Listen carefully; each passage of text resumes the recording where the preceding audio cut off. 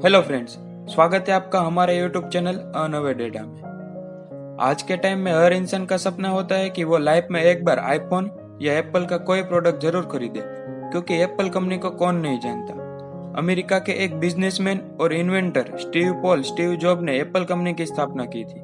Steve job ने अपने जीवन में जो कुछ पाया है उससे हर इंसान कुछ ना कुछ सीख सकता है। स्टीव के पास कोई बड़ी डिग्री नहीं थी, लेकिन उसके बाद भी वे सबसे बड़ी मोबाइल कंपनी के सीईओ बने और कंप्यूटर की दुनिया में नया कदम रखा।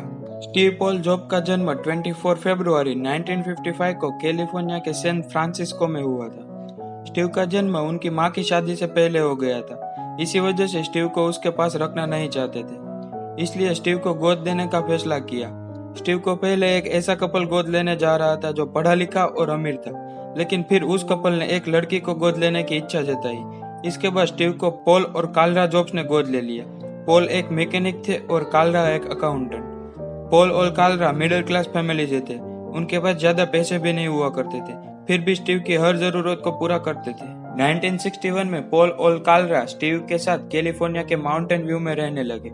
स्टीव के पिता ने घर चलाने के लिए यहाँ एक गैरेज खोल दिया और उनकी माँ अकाउंटेंट का काम करती थी। यहीं से स्टीव की पढ़ाई की शुरुआत हुई। स्टीव जॉब की प्राथमिक शिक्षा मोंटालोमा स्कूल में हुई थी। स्टीव शुरू से ही एक अच्छे स्टूडेंट थे, लेकिन उनको स्कूल जाना बिल्कुल पसंद नहीं था। स्टीव कभी भी अपनी उम्र के बच्चों के साथ दोस्ती नहीं कर पाते थे, इसलिए वह स्कूल में अकेले बैठे रहते थे और बोर हो जाते थे। स्टीव अक्सर अपने पिता के गैरेज में जाकर इलेक्ट्रॉनिक सामान के साथ छेड़छाड़ करते रहते थे। स्टीव पहले किसी भी चीज को तोड़ते थे और फिर खुद जोड़ने की कोशिश करते थे। स्टीव जब 13 ईयर के थे तब उनकी मुलाकात स्टीव वोजनियाक से हुई।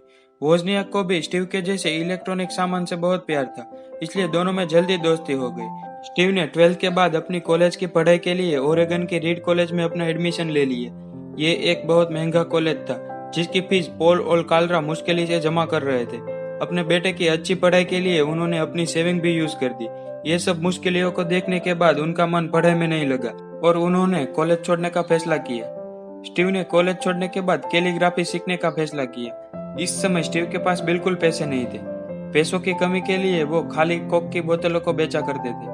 वे अपने दोस्त के कमरे में जमीन पर ही सो जाते थे और एवरी संडे कहीं मिलो चलते थे और वहां राधा कृष्ण के मंदिर में जाते थे, जहां उन्हें मुफ्त में भरपेट खाना मिलता था। 1972 में स्टीव ने कैलीग्राफी बहुत अच्छे से सीख ली थी। उन्होंने पहली job video game developing company Atari में काम करना शुरू किया। कुछ समय के बाद उनका इस कंपनी में मन नहीं लग रहा था, तो कुछ पैसे कलेक्ट करने के बाद वो 1974 में इंडिया आ गए। यहाँ स्टीव जॉब 7 मंथ तक रहे। यहाँ स्टीव जॉब ने बौद्ध धर्म को पढ़ा और उसको समझा और फिर अमेरिका वापस लौट गए। स्टीव एक बार फिर अटारी कंपनी में काम करने लगे और अपने परिवार के साथ रहने लगे। इसके बाद एक बार फिर स्टीव और वोजनियाक अच्छे दोस्त बन गए। दोनों की इलेक्ट्रॉनिक में अच्छी नॉलेज थी, इसके लिए दोनों ने एक कंप्यूटर बनाने का फैसला किया। दोनों ने मिलकर एक कंप्यूटर बनाया और उसका नाम एप्पल 1 रखा। दोनों ने यह कंप्यूटर स्टीव के पिता के गैरेज में ही तैयार किया था। इस वक्त स्टीव 21 ईयर के थे। यह एप्पल कंप्यूटर छोटा और ज्यादा फंक्शनल था, इसलिए दोनों ने मिलकर कई लाख डॉलर रुपए कमा लिए। उसके बाद एप्पल 2 को भी लॉन्च किया गया। एप्पल 2 ने पहली बार कलरफुल ग्राफिक्स की शुरुआत के साथ कंप्यूटर उद्योग में क्रांति ला दी। एप्पल के कंप्यूटर धीरे धीरे लोगों को पसंद आने लगे थे। देखते ही देखते 10 ईयर में एप्पल कंपनी एक छोटे से गैरेज से बढ़कर $2 अरब और 4000 वर्कर वाली कंपनी बन चुकी थी। एक बड़ी कंपनी बनने के बाद एप्पल 3 और उसके बाद लीजा को भी लॉन्च किया गया, लेकिन स्टीव की ये सफलता ज्यादा समय तक चली नहीं। उसके ही पार्टनर द्वारा उसको नापसंद किए जाने पर और आपस में कहासुनी होने पर एप्पल की लोकप्रियता कम होने लगी और इसी वजह से लोगों को धीरे धीरे एप्पल कंपनी में इंटरेस्ट कम होने लगा। धीरे धीरे एप्पल कंपनी लॉस में जा रही थी और लॉस का जिम्मेदार स्टीव जॉब को ठहराकर 1985 को स्टीव जॉब को एप्पल कंपनी से निकाल दिया। यह सब होने के बाद स्टीव जॉब ने एक बार फिर शुरुआत की और हार्ड एंड पर्सनल नाम का एक कंप्यूटर सॉफ्टवेयर बनाया। जिसके बाद स्टीव ने इतने पैसे कमाए कि एक ग्राफिक्स कंपनी को खरीद लिया और उनका नाम पिक्सार रखा। स्टीव ने फिर पिक्सार की डिज्नी के साथ पार्टनरशिप कर ली। डिज्नी के साथ पार्टनरशिप करने के बाद पिक्सार ने पहली फिल्म टॉय स्टोरी बनाई। इस समय एप्पल कंपनी लॉस में चल रही थी और स्टीव के पास इतना पैसा आ गया था कि वो एप्पल कंपनी को खरीद सकते थे। उन्होंने एप्पल कंपनी को $447 मिलियन में खरीद लिया, जिसके बाद स्टीव जॉब एप्पल कंपनी के सीईओ बन गए। स्टीव के सीईओ बनते ही अब कंपनी में बहुत नए प्रोडक्ट लॉन्च किए गए। इस समय आईपॉड म्यूजिक प्लेयर और आईट्यून म्यूजिक सॉफ्टवेयर को लॉन्च किया गया। दो नए प्रोडक्ट सफल हुए और दुनिया के सामने एप्पल की एक नई इमेज बन गई। 2007 में एप्पल ने अपना पहला मोबाइल फोन लॉन्च किया, जिसने मोबाइल की दुनिया में क्रांति ला दी और यह फोन हाथों हाथ बिकने लगा और स्टीव जॉब अब स्टार बन गए थे।